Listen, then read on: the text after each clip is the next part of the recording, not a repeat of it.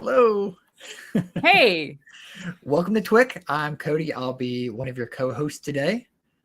And I am LeNora Faye, and Cody is completely frozen on my screen, so I don't know what's happening here. Okay. Hi. It doesn't matter for podcasting, but if anyone's watching, we got a leg. Okay, so in the meantime, welcome to t.w.i.c. This week in Childfree. My co-host is completely frozen, at least to me. So hopefully I'm not frozen. Anyway, so this is a show where, okay.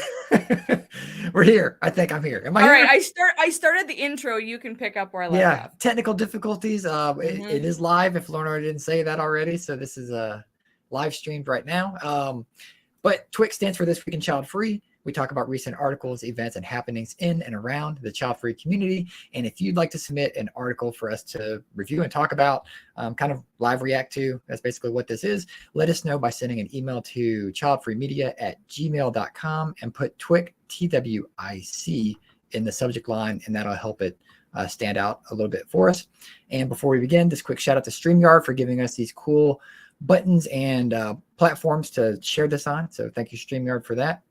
So without further ado, we will dive in here. Rebecca, thanks for being behind the scenes for us. All right. So we've got the first article here. This is, let's see, BuzzFeed.com. Says, my boyfriend and I love being dinks and never want kids. Here are 14 reasons why. Only 14? Okay. Only 14. And then in a tiny subheading, it says, according to a new estimate, it costs an average of $310,000 to raise a child. And that's just absurd. And I'm pretty sure that number usually does not include any kind of education after the high school. I was going to say, I wonder what kind of standard of living that means. Like, so I know it's this average. So yeah, average. Yeah. Okay. So, all right. See, it's high. You know how much it costs me to get from 0 to 40? Like, a lot. Says, hi, I'm Morgan. This is my boyfriend, Bradley. If you're watching this on video, you can see their picture. But if it's a podcast, well, you'll just have to take my word for it. It says, we've been together for 7 years and we're dinks, D-I-N-K-S. And for those who don't know, that is dual income, no kids. And just, I guess, as another idea of that, that doesn't always mean child-free. Child-free people, we've kind of taken on the ownership of DINK and SINK, single income, no kids, just because the term no kids is in it. And that's always a contested topic in the DINK community, is if people who are childless or, want to be currently parents without children. Like, it's a very broad term. It doesn't mean child-free for life, which is. And so, so for DINKs, no one talks about that. I mean, in a way, it's like, how much of a fight do we want to put into that? We have a hard enough time with our own title of child free. So we'll deal with dinks later. But anyway, so the topic continues to say, in case you haven't heard, the term DINK stands for dual income, no kids. There we go. We are child free by choice and we love it. So I thought I'd share 14 reasons why being DINK works for us. And they have a dog in a photo. So number one, as the term DINK states, we have double income. So during this time of increasing cost of living, high inflation, it's easier to weather the storm with a partner. Though we're not married and have separate finances, we both work and can split expenses. Similar to people who have roommates or live with family, we can afford a better standard of living together than we could separately. For example, our combined income gets us an apartment that neither of us could afford to pay for alone. Pretty basic there. So number two, do you want me to read the whole thing or just the heading? And if it sounds interesting, we can dive in. You're really sticky. Like, you're freezing constantly. So I never know. I see it right now. We're at second. I'm afraid if I start talking, it's going to stop on me. Is my audio coming in and out? Yeah, your audio is fine. Otherwise, I would be speaking over you. But your video is awful. Right. Like your eyes are closed right now and you're not moving. Oh no, that's usual. So number two, we don't have to pay for all the costs of having a child. So as mentioned before, the $310,000 up to the age of 17. So that doesn't even count 18 and beyond. It says that's just absurd to me. One estimate shows the average cost of child care in California is about $17,000 per year. That's more than a year tuition at UCLA, the university. Can we find ones that people haven't talked about, honestly? Because it's like, are there any on the list that are new? They're interesting. That's why I said let's just go through it and see what it says. So we can go on big vacations. Okay, cool. So yeah, going to Europe for their 30th birthday. Yeah, you can. I guess this kind of brings up the thought of, it's like, you know, you can go on big vacations, but I mean, in a way, almost if you plan for it, anybody can go on a big vacation. But I think it's easier maybe to go on big vacations, or, you know, with less time. Well, like I said last week, anything is easy when you have money. Doesn't matter if you have kids or not. That's true. Great point. Does not matter. Number 4, we can focus on our puppy son. So they've got a 5-year-old chow mix named Dandelion. There is a Instagram of Dandelion .the.dog. If you want to follow little Dandelion's adventures, it looks like you can do that. Number 5, we're stressed enough as it is. So since we all know that young people, that's a good point. Yeah, there we go. That's a good one. They're inheriting a worse world than previous generations. And there's no link there, but I've read that in headings as well. We've already got so much to worry about. How will we ever afford a home near our family and friends when the average list price in an Orange County is expensive in California? It's $1.2 million. Yeah, Orange County is expensive. Can we realistically expect comfortable retirement when Social Security is expected to run out by 2033 and benefits may be reduced? So that's a reason that they are choosing to be child-free and enjoying the dink life. I think that's a good point for people to think about. Not to further stress themselves out by any means, but just to give yourself breathing room by realizing you don't have to raise children while you're sorting out the answers to your life. Yeah. Number 6, we have the freedom to come and go as we please. Having the ability to do what we want when we want is so valuable to us. And I'll just put maybe an asterisk right here. I mean, they're talking about being dinks. I mean, LeNora, you're a single income, no kids. I think you probably have even more freedom than that, because you literally can do what you want when you want. But again, it's like, it doesn't, well, that's true, but everyone's got different standards of living. Like, I always look at, you know, I mean, these pieces are great, but at the same time, it's not everyone's experience. It's things to aspire to, for sure. Yeah. Yeah. And well, I guess it's going back to the fact that they do have a pet. They have a dog, so they don't have like 100% freedom. They have to either take the dog with them or find some way to have the dog taken care of. So, but I'm pet free by choice, because I do not want that kind of responsibility, even if I don't plan on going anywhere. Like, I'm not a big traveler. Last year I traveled a lot just because suddenly I just felt like it. It was like, I think I'm supposed to do that, but I don't initially plan. I don't actually initially plan anything anymore because it's like, what's available? Okay, let's do this. You know, it's a kind of weird nomadic life, but okay. Well, I'm also curious about autonomy within relationships as well too. Doesn't, you know? Yeah. Like, one person likes to go travel and the other person likes to stay home. Like, you don't have to do everything together. I'm one of those people. Yeah. Whether I'm in a relationship or not. Noise level. Okay. Hold on. Number 7. Let's talk about that one. In our home, the only noise we hear is pretty much what we make ourselves. So yeah, that's. This is a big one. Huge one. I don't like I'm a chatty person, but I like a quiet house. And that's why I don't like living with people. I mean, I'd have to live with someone who's relatively calm and is independent. Mm-hmm. So if I need space, like, just give it to me.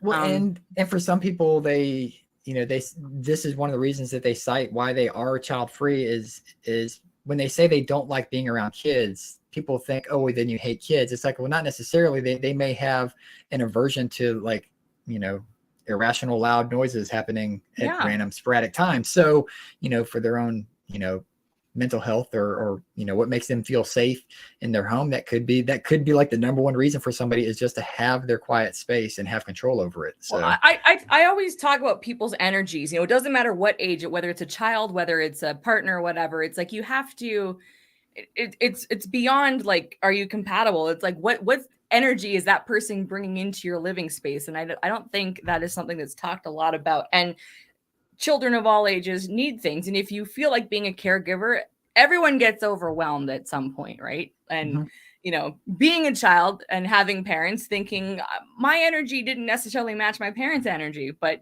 they chose to have me and that's what they got. So it's just the energy of a home for me is a sacred thing. And this is a huge reason why, ideally I don't want to live with anyone, or if I do, we have to have compatible energy, right?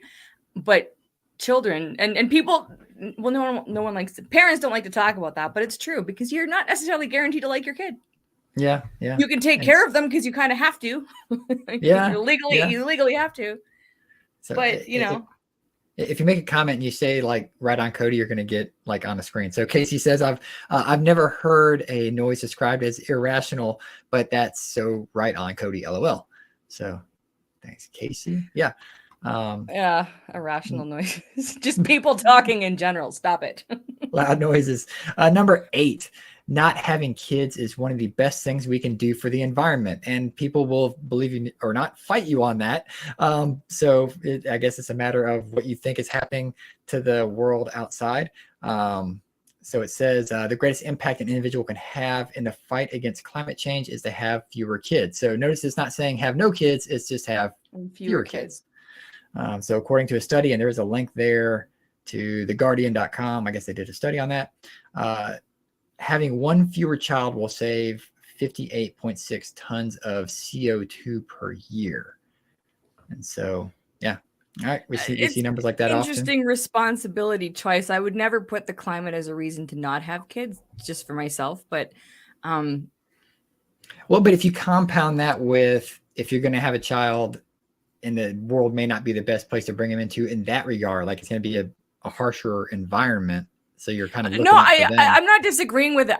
I'm just so surprised that the powers that be, the governments, whatever, when they talk about climate incentives and things, they don't talk about that. Like I know I've mentioned this in a previous episode, but here in Alberta where I live, we get a climate incentive tax credit, or not tax credit. We get money. And my brother, who has 2 children, gets more money than I do as a single person, because he has kids. And I'm thinking I should get triple because I don't have children. I should actually be getting more because I'm technically contributing by not having children, even though that's not my reason for not having kids. Yeah, parents in the U.S., they get a big income tax rebate as well. Yeah, but this is credit, I guess they call it. Specifically though for the climate. I don't know. I'm going dark here, but this is specifically for climate incentive initiative, whatever. I don't remember what it's called. Oh, okay. But, right. So it's tied directly to that. You would think. Wait, so they give you more money for having more kids to help the environment? If you have children, you get more money. Like my brother gets 3 amounts because he's got 2 children that he cares for full time. Huh. I only get like just for me, but you think I should get more money because I don't have kids. I'm contributing to the overall quality of the climate by not having interested. I mean, I don't know. Weird.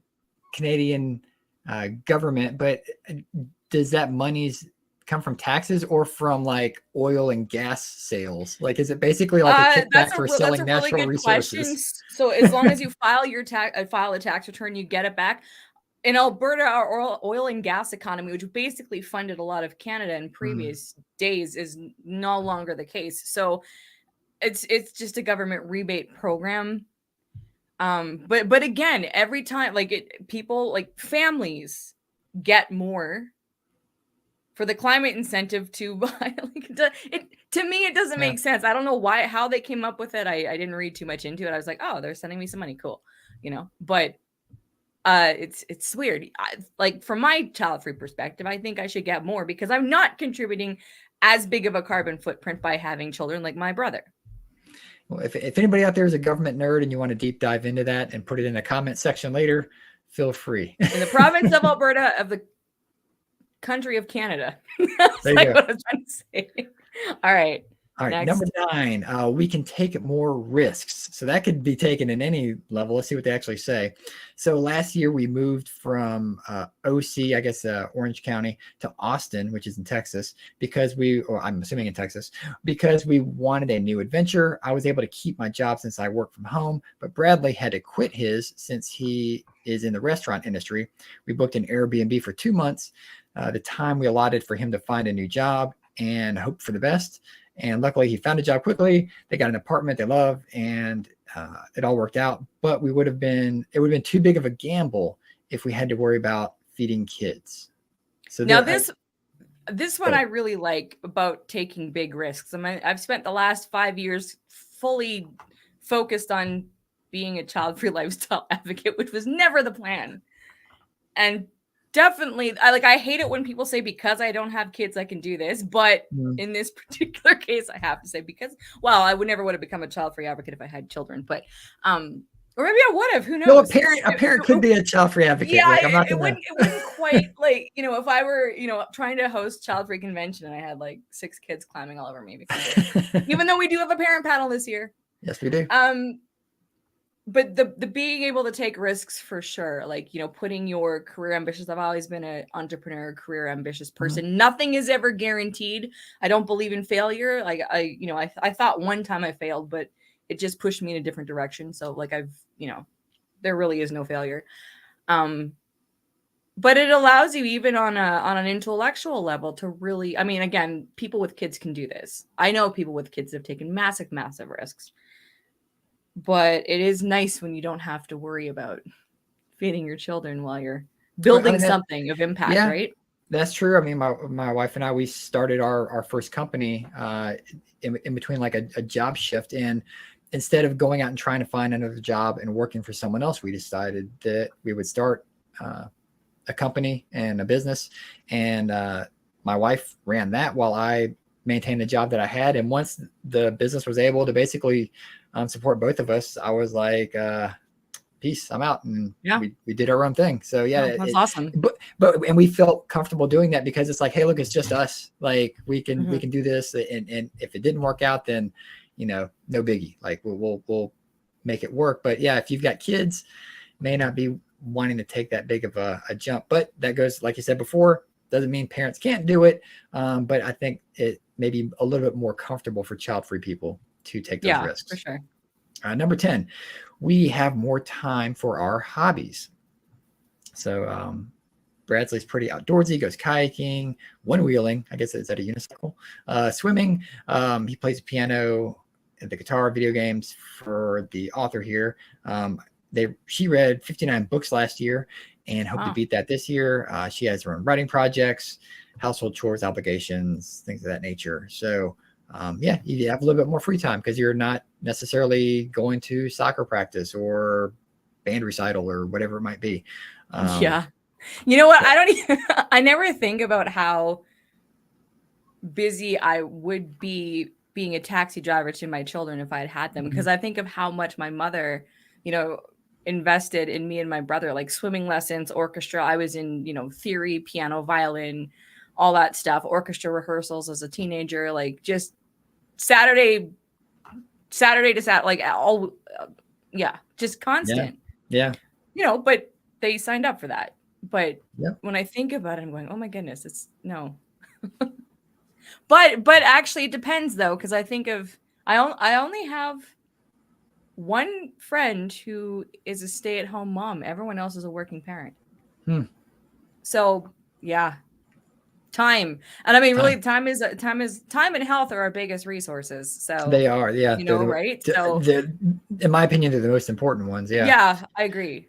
So number 11, we enjoy being the fun and uncle. So they're lucky to have kids in both of their families. Nothing better than having fun with the little ones and spoiling them with gifts and then giving them back when they get grumpy or tired, or we get tired. Like they get tired. Yeah. We get tired and grumpy. We get tired. Yeah. We also get grumpy. So be the aunt, uncle, and there you go. Pass it back. Number 12. My youngest nephew turned 13 last week. Oh, wow. And he's going to be taller than me soon, which isn't hard because I'm only 5'3", but it's just being an aunt is fun. I will say, I do like that.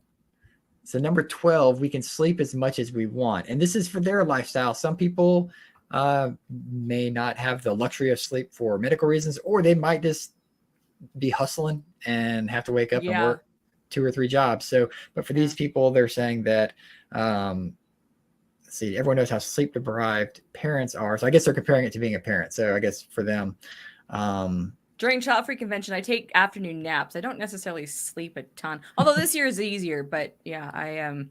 I like afternoon naps. I like being a night owl. So yeah. So I guess with the saying, like kids have to be at school at a certain time very early, and on the weekends there's soccer games, dance practices, so forth and so on. So yeah, you're on someone else's schedule. That might be another way to put that. Is your sleep schedule is based on someone else's life? Like that's another way to look at that. Number 13, we don't have to censor ourselves. I mean, there's a lot of parents out there that don't censor themselves either. Well, but I guess what's the context to this? Yeah, let's find out. Okay. Let's see. We love that we can be our authentic selves all the time without worrying about the way we're phrasing things, if we're cursing or if we're being good role models. I think constantly monitoring myself would be exhausting. Plus, we can play whatever TV or music we want without worrying if it's appropriate for kids. So, no. Well, around the house, don't really think about, but yeah. Yeah. And, well, yeah. 14. I guess this is me censoring myself, but when you don't have children around the house, you don't have to like wear specific clothing items. Another thing I like about living alone, or if I have a companion, just I jumped here. All right, number 14. Anyway, and finally, we can focus on our relationship. And I say this all the time about my marriage with my wife. It's like we get to literally grow together in the marriage, and that maybe it's the way of looking at being a parent. But when you have a child, like there is something in between you that you are raising together, hopefully.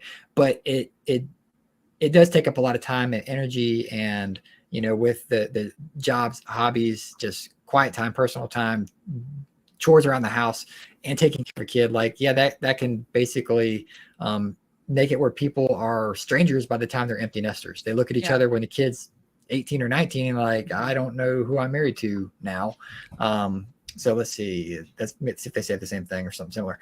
Bradley and I can devote a lot of time and attention to our relationship. We have regular check-ins to make sure our goals are aligned and that we're happy with how things are going. We're fun and playful, silly dance parties in the living room, constant teasing. He still carries me over puddles when I'm wearing flip-flops, so forth and so on. So, yeah, I think there's like 14 here, right? That is it. All right. Cool. All right. And we got, so the next one is, this is prismreports.org. The heading is, my decision to be child-free had nothing to do with my disability. Now, this sounds a little more... plug here. We do have a panel about child-free with disabilities in the upcoming Child-Free convention in 2023. It's nice to get a different side of, from the quote-unquote fun aspect of being child-free to, realities are varying in this lifestyle that we live. Yeah. So the little subheading here says, ableist misconceptions lead many to believe disabled people don't desire to be parents. So let's see what this talks about. And this is by Vilissa Thompson. So it says, this summer will mark 2 years since I decided to be child-free. It was a shocking discovery for me, but one I felt right to do. When I was 27, I asked my general physician about my fertility options as a disabled woman approaching 30. He referred me to a doctor who had experience with pregnant people with my disability, which is, osteogenesis imperfecta. Is that right? Did I get that right?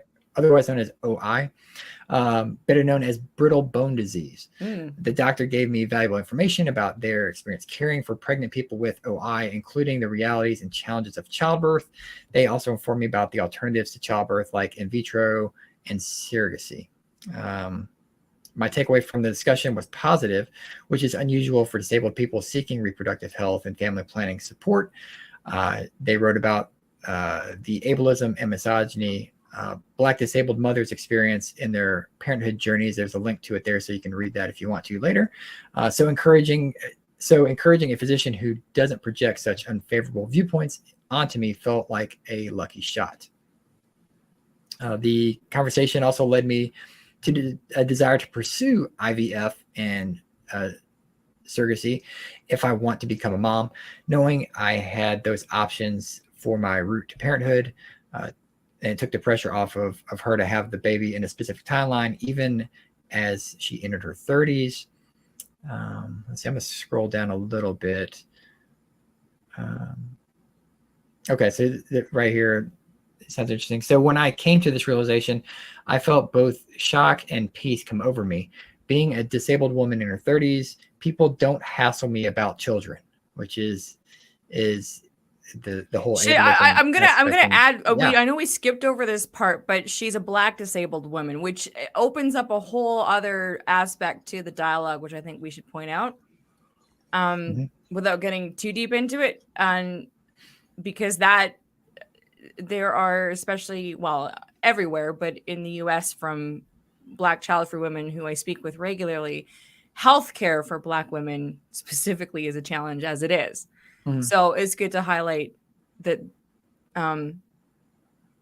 just point that out in this story, because the fact that she's getting support from the medical community is actually amazing. And based on the stories I've heard from people. I don't know the numbers. Someone else can put it in the comments if they can find it. But the mortality rate of the mother in childbirth as a Black woman in America is much higher than it is for. Well, there was just that athlete, that Olympic athlete who died during childbirth. Yeah, that was all over the news. Let's see. She was in her 30s, I think. Yeah. See, this is most likely due to ableism and people's misconception that disabled people don't desire to become parents. I feel like there's a little bit more to that, but we'll see if they dig into it, or if anything, we might discuss it in the panel. So we'll see. Given there are more than 4 million parents in the U.S. who have some form of disability, this is clearly erroneous thinking, since I was bombarded with the messages that those who can become pregnant typically experience. I can focus on my career and passions, and people in my circles respected that for me. The only people in my life whom I ever discussed thoughts of potential parenthood were my friends, who saw me as a complete person and don't hold ableist views on who should and should not become a parent. My decision to ultimately become child-free, which is the point of this article. I don't know if I'm still here or not. It went away on the screen. It says, my decision to ultimately become child-free had nothing to do with my disability status. I was never afraid of potentially passing along my disability. I understood the genetic lottery I'd be playing and would be happy either way. My line of thinking, who better to raise a disabled child than a disabled person, particularly with my circumstances, a financially capable social worker and activist with a robust community of support. I already know what it's like to have OI as a child. Any child I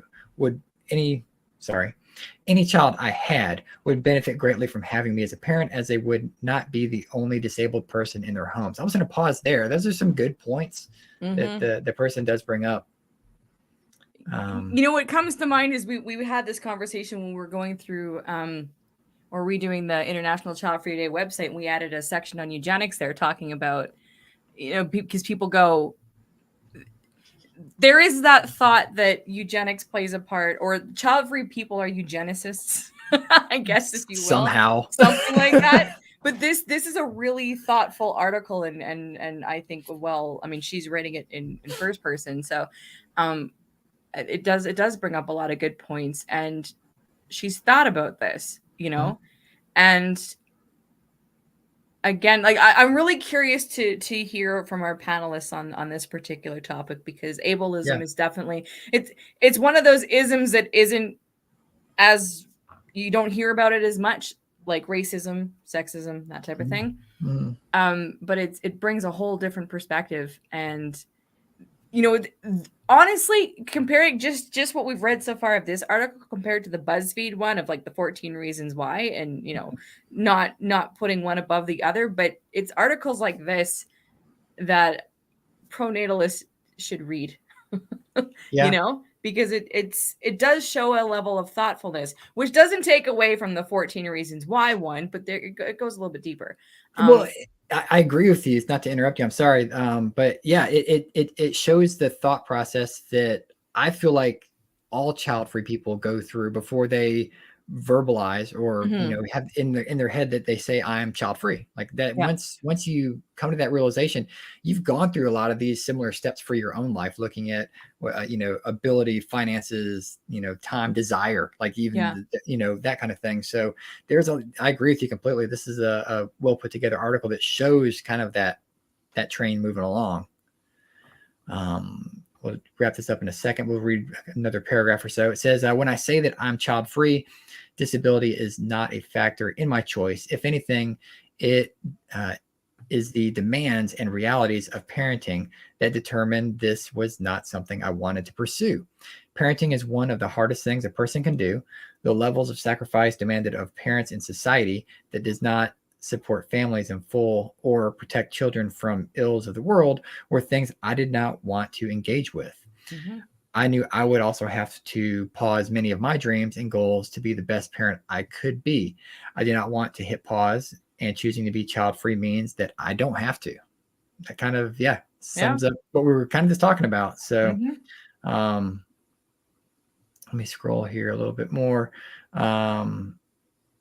So being child free, being a child free disabled woman is freeing because it means I can live intentionally, knowing that I made the best decision for me. I hold no guilt in my choice, nor will I allow others to project their fears again about aging without children onto me. If anything, growing up around widows who either had or didn't have children prepared me more for aging than spending that time with people who feared getting old and being alone could have. And that's an interesting point, because a lot of Yes.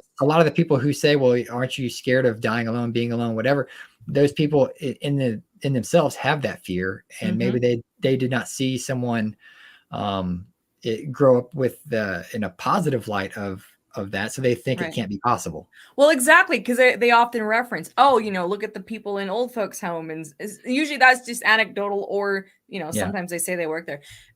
Can you send me that article, because I yeah, want to track this woman down in a good way, not will do. stalking. I want to see if we can get her on a podcast episode or something. I would really like to talk to I'm her. down for that. I'm down for that. So, and that's, Yes. yeah. It also open casting call for people.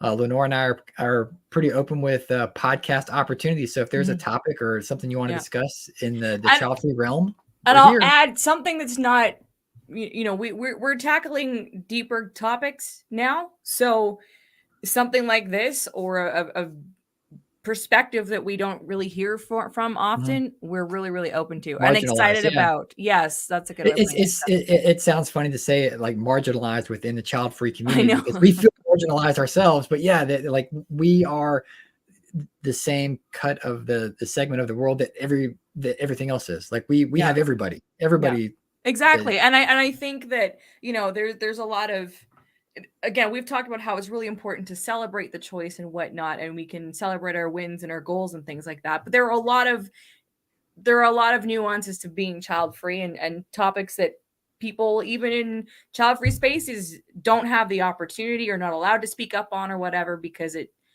shines a light on darker aspects of humanity that we all are living through, and it's Mhm. important to address. So Childfree Media is definitely a platform where we can dive deeper into more challenging topics that you're probably not free or feel safe to speak otherwise, and we'll protect you. So I feel like an aunt, like, to people most of the time, but Lenore says that she needs to protect you from like the trolls, because yeah, exactly, we'll deal with the exactly. trolls. Like, don't worry I about mean, you that. can share your story anonymously and stuff, but we're Yeah, looking for that's true too. deeper conversations. So, Yeah. but I definitely want to reach out to this woman, because it'd be fascinating to talk further on this. Let's see, one more here. This is from CBC. I love how they decide to post a parent. Hey, this is a Canadian article. Yeah, CBC.ca. Being childless still carries stigma, even though more people are choosing not to become parents. And then in the subheading, I've it been says on the people. CBC. They used a soundbite of me for something like All this, like right. a year ago or so. People who won't or can't have children talk about their judgment and pressures they face. This is by Amy Bell. And thanks for posting a photo of a baby. Right at the beginning. Well, it says can't or Catches won't. attention. So yeah. So the first heading says, I felt somewhat like a commodity. So Lori Coombs was very set on not having children when she entered her first marriage, but she says she began to realize her value in the family she joined centered firmly on her reproductive abilities. That outdated view of women and their worth was just one of many factors that ultimately led to the end of that relationship. And she stuck to her decision to remain childless. So again, does that mean child-free or childless? We don't know because of the verbiage, but I think it Come means on, child-free. Canada, get it together. All right. And then she goes on to say, as women, we go through this in different iterations in our life as valued for what we can provide the world, like beauty or how skinny we are. And I think the same thing goes for motherhood. So with that external pressure, I feel somewhat like a commodity. My value, certainly with that family, was my ability to provide grandchildren. And that's probably a pressure a lot of people do feel.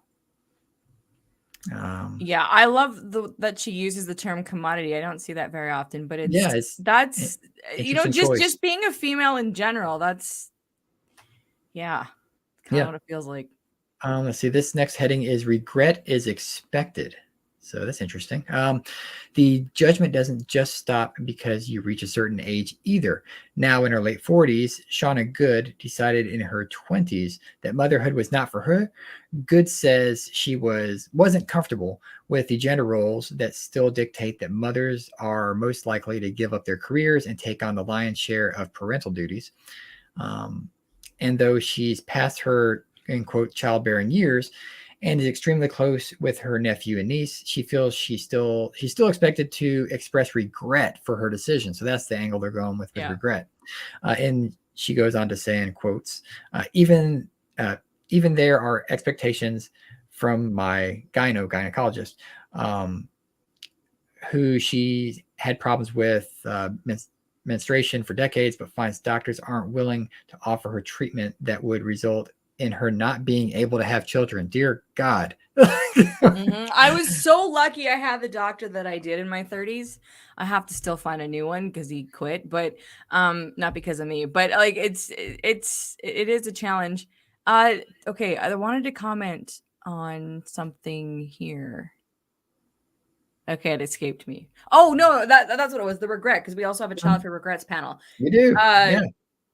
I think we haven't had any comments about that particular panel title yet. We're expecting it. Yeah, we are. I think people probably don't know what to think, what that means.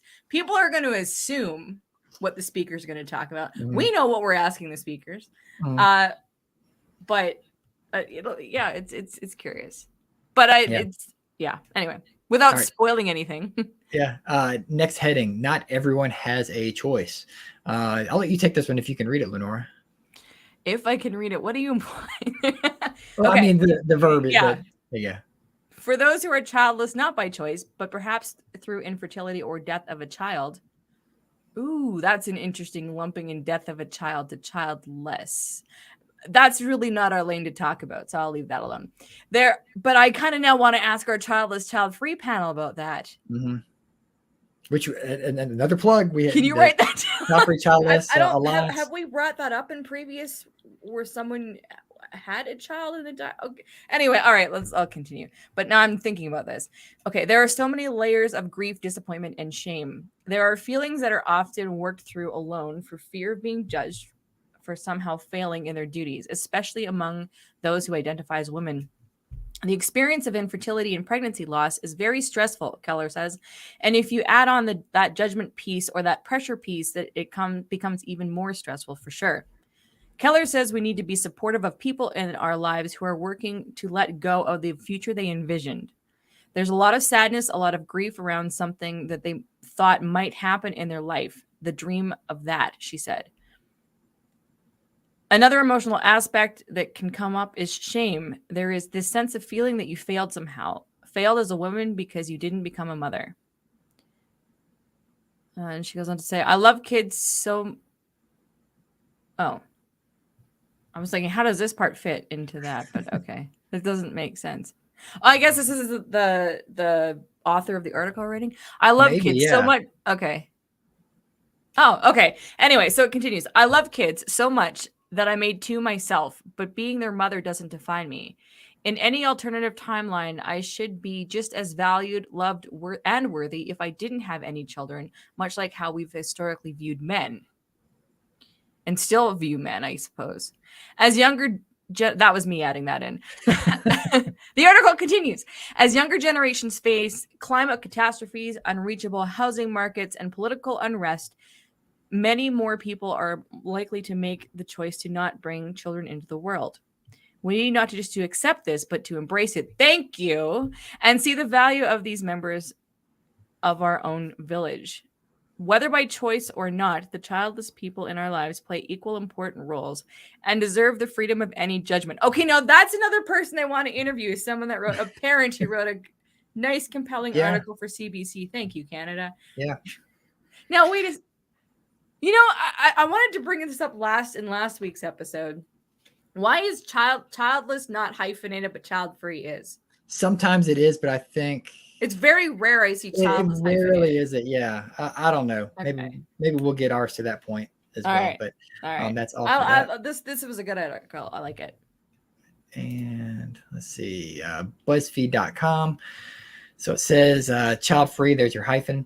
People are sharing the exact moments that made them reconsider having children, and it's incredibly eye-opening. And this is by Claudia Santos, with BuzzFeed staff. I guess maybe this is them. I felt relieved I'd never have to figure out how to put my career on hold. I'd never have to figure out the logistics of childcare with a career. I'd have money to buy a house someday. I'd be able to retire someday. Of course, none of those is a guarantee, but now I wouldn't have to add children to the equation. So, I think these are where they scrape Reddits. So we'll see how this goes. Yeah. Is there actual headings on these? Or here we go. Let's just jump to the headings. So number one is my mother's mental illness left the lion's share of supervision and housekeeping to me at the expense of my own education. And in parentheses, we also had not nearly enough resources for the number of children. The despair of those years turned me off from ever being responsible for a child again. I love my siblings with all my heart, but they nearly broke me.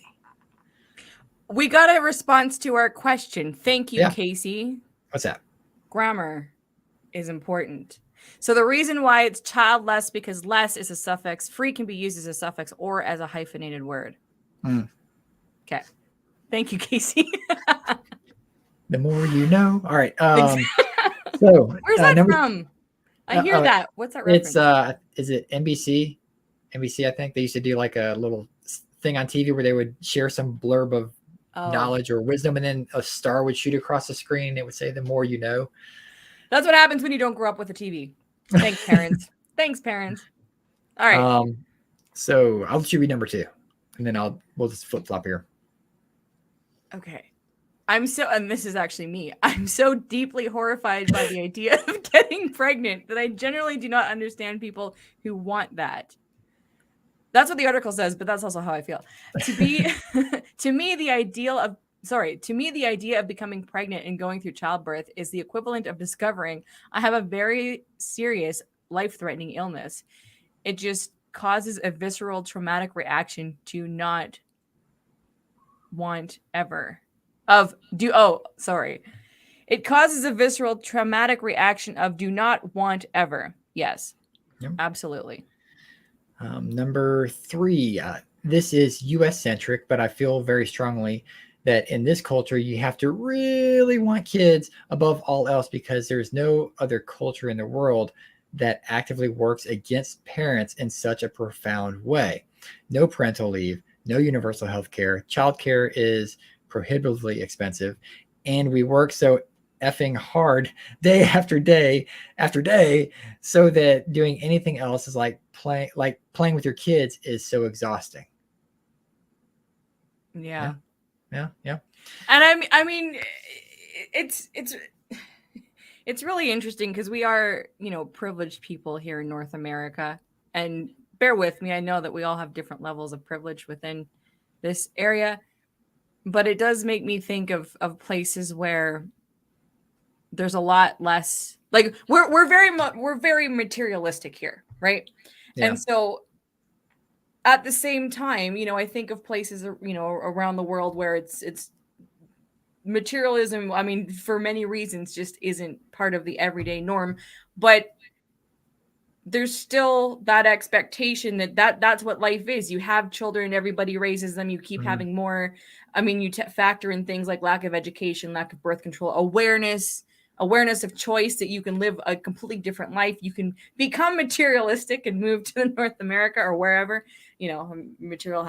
Materialism happens everywhere, but it's just things have shifted so much, and yet we're trying to go, some places are trying to go back to what used to be family values, all that good stuff, but nothing has ever worked. We've just kind of like gone through the motions and just put up with it, I feel like. But now we're living in a time where people are wanting to go, wait a second, we can live completely different, kids or no kids. But nobody knows how to do that or try. Like, we're all just trying to figure out how to make that happen, like in reality. It's still that awkward stage for society to where you don't necessarily have to have kids to have the functioning household. Like they're right. Unless you're on a farm and you have to have very cheap labor, you got kids if you're going to put them to work. But that it's not the 1800s in the U.S. West or something. Like there's not really a need for that level of having children, and so people do want more free time, and with having both parents working does make it way harder to have that many kids. I mean, so yeah, it's definitely kind of a first world topic where there's a lot that United States of American citizens expect of not having these things. Seeing it in other countries, of course, those other countries probably pay way more in taxes than we do to cover these things. But that's another topic altogether. I honestly like just gloss over the no universal health care. I cannot imagine, like, every time I go to the US, I make sure I have a $5 million travel policy, because I cannot imagine going into a hospital and walking out with a bill. I just, that's Canadian privilege. And I mean, not everything is covered. Like, I have to pay for my own dental and stuff like that. But just, ankle surgery, we didn't walk out of hospitals then. I was wheeled out. But like, I didn't have a hospital bill for 2 hospitals I was in, right? So you just take them a jug of maple syrup and a couple beaver pelts, and you're you don't even have to do that. You don't even have to do that. It's like I can't imagine. Someone had told me how much it cost the bill for giving birth to a child in the US. No, it's like, here's your baby and here's your bill. Like, like seriously, I can't. It's just incredible. Yeah, as much as the powers and be in the US want people to have kids, yet this number 3 actually, they make it very difficult to do so, or to even want to desire to do so. Yeah. Anyway, number 4, this one's you. Oh, okay. Let me make my screen bigger here. I was raised by a single mom in a house with my grandparents and my great grandmother. Ever since I can remember, I had to be responsible because my great grandmother needed a lot of care, as did my grandfather. So I've had to do a lot of the household chores, all the dishes, cleaning the floors, cooking, preparing medications for the next week, and so on. Plus, when I was about 8, I was tasked with the responsibility to look after them while my mother and grandmother went grocery shopping or to the doctor with one of them. So is that it for 4? Okay. That's it. Yeah, so basically, yeah, like there is something to be said about not being able to be a child. And again, like, everyone's got a different childhood experience. And as weird as my childhood was, like, I didn't have those kind of responsibilities. I was the oldest, but I wasn't expected to look after. I got a stay-at-home mom, and we got to play, and we didn't get to watch TV, but not bitter about that. But I did get to be a kid on some level. So, but on the other side of the coin, there are a lot of people who grow up as the eldest child or within the family that takes care of the younger kids, and they love it, and they can't wait to be a parent. So so number 4 really could go either way. It just depends on what that reminds me of is the Duggar family that had like the 19 kids and counting. And so they had that TV show, and they're like, oh yeah, all the older kids help with the younger kids, but now everyone's writing memoirs and the truth is coming out. Like, I think I feel like we just get conditioned and we're used to it. And it's not that everything is a miserable experience, but as you get older and you start to reflect and you're like, wait a second, I didn't mind it, but like I think of growing up in a cult, there were aspects that it was just part of my childhood. There were things I liked to do and that we did, and we stuff that most normal people would not experience, but that was part of the community I was raised in. And now looking back, I go, oh, that was really weird. Like I would not subject. I'm glad my nephews didn't have to. Like I'm not talking about anything abusive or anything, but I mean it was emotionally abusive. But you didn't think about it. That was just the environment you grew up in. So then there are people that still can carry on and do that and raise their families in that environment because they're like, we love this. Yeah. But some people remove themselves and growing up with a lot of responsibility towards whatever, like this situation. I think when you step away from it and you realize what is possible, you're like, wait, this is no longer what I want to do. Like, I don't want to carry on. Yeah. This is just really interesting. Well, and that kind of plays into the idea that people have of child-free people. It's like, oh, you must have had a terrible childhood. It's like, I mean, I feel like I had a pretty good childhood. I'm a happy kid and I'm a happy adult. But I just don't feel the need to have a kid. So, all right, let's see. Number 5, I've seen plenty of otherwise fine and even happy marriages go downhill because all substantial child care was ceded to the mother once the baby arrived, which is something we hear often. And again, this kind of raises that point exactly. It's like, as child-free people, like we absorb what we see out there in society. And if we're seeing, parents, complaining about being parents and kids and whatever, and they should have the right, there shouldn't be a guilt for them to say being a parent is hard. But then when, in the same breath, they're like, so when are you having kids? It's like, well, here we go. To the whole marriage thing, and I'm just going to say relationships in general, like people, the older I get, the more I understand what relationship means, because there's people look at it from a romantic point of view. Oh, we like each other, we like spending time with each other, blah, blah, blah.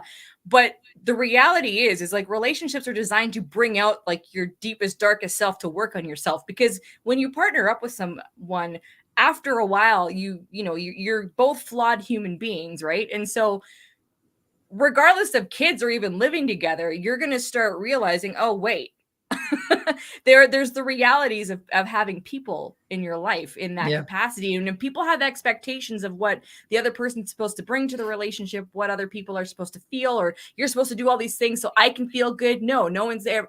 It's nobody's responsibility to make you happy or feel good. You have to do that yourself and contribute something to the relationship, but you both are independent people. So like how I always viewed marriage and relationships is when I'd see, people are blaming the child and having kids as the downfall. Well, we're all flawed human beings trying to just live through life. And then if people are having kids, assuming that's going to fix or whatever, like it's just going to, it's actually, I don't think it wrecks the marriage. It just brings up everybody's dark stuff, because relationships will bring out your dark sides. Like I'm not a relationship expert, but I've been in enough situations where I go, oh yeah, that you can like each other, love each other, but you're still going to each have to deal with your own inner stuff, and you can't expect the other person to fix that. And I think people assume their partner, their spouse, or the kids are going to fix that. No, you have to do that yourself. And then whatever's left, let's make something out of that. So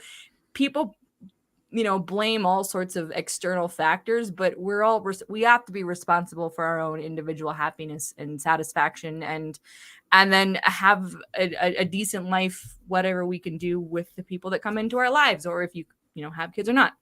Or in some cases, like the child is maybe knowingly or unknowingly made the buffer between the two parents. Like basically everything they converse goes through the interactions of that child. And like you're saying, like they don't get that chance to discover what their marriage is going to be until, or they never do, and they get divorced. Like this, like who, they don't get to go through the ups and downs together. They're like, well, we're doing this for little Timmy, Susie, Bobby, Braden, Jaden, whatever the kid's name is. It's one of those things where, it's there. I really feel we have to start wrapping because I do have to run. But I think at the end of the day, like everyone, it's so interesting how society, this is pronatalism, has said, okay, kids are going to are the cure for everything. It's the cure for nothing. If you decide to have it, like, we're not antinatalists here. If we if you decide to have a child, if that's your calling, go for it. If it's not your calling, also go for it. I just we're here championing those who have chosen not to have children, because that's been our calling. And doesn't mean our lives are perfect. Okay, I'm getting on a soapbox, so let's I'm like, there's a lot more to this choice than just going on vacations, people. So anyway. Well, LeNora, how can people find us? I don't think they want to after this. All right. Well, you can email us if you have an article you want us to comment on in further episodes, or questions, concerns, whatever. Or if you want to join the Childfree Media Network, you can email us at childfreemedia@gmail.com. We have our website that has access to the newsletter, links to Childfree Convention at childfreemedia.com. We are on Facebook, Twitter, and Instagram at Childfree Media. I was going to say .com, but that's not right. It's just at Childfree Media. And also our podcast. So Childfree Media, we're available on Spotify, every major streaming platform. And of course, you can watch the replays of this particular show on there as well. We also have a YouTube channel, which I keep forgetting about. But the biggest draw, our weekly newsletter, which features a lot of original content and replays produced by Childfree Media, with original content as well. And we have other content creators in our network that we also market as well. And you get all your Childfree Convention updates, International Childfree Day, which has a brand new website, internationalchildfreeday.com, which is now under Childfree Media. But go to internationalchildfreeday.com just because. And tell everybody, Childfree or otherwise, because that's important. Right. August 1st. And if you are a Childfree content creator and you want us to plug what you're doing, blogs, podcasts, whatever, we do it for free. We put you in the newsletter and we'll share what you drop when you drop it. Just let us know. And thank you to our lovely director, Rebecca, who is keeping the chat in check. And thank you to everybody in our live chat audience for joining us tonight. And thank you, Cody and LeNora, for being amazing hosts. We're awesome. All right. We're awesome. Till next time. All right. Bye. Good night, everybody.